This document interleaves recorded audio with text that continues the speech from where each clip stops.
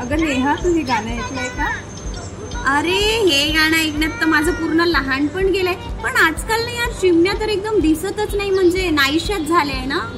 अरे ते यासाठी कारण पोल्युशन वाढलेलं आहे, शहरीकरण झालेलं आहे, झाडांची तोड होत आहे आणि मुख्य म्हणजे मोबाईलमधून निघणाऱ्या रेडिएशनमुळे चिमण्यांना किंवा कोणत्याही पक्ष्यांना त्रास होतो आहे. त्यामुळे पक्षी नाहीशेच होण्याच्या प्रमाणावर आहे. आणि माहितीये, गावाकडे वातावरण निरोगी आणि प्रदूषण मुक्त असल्यामुळेच गावाकडच्या भागामध्ये खूप जास्त प्रमाणात चिमण्या बघायला मिळतात. आणि म्हणूनच तर आपण शहरी लोकांना चिमण्या बघायलाच नाही मिळत.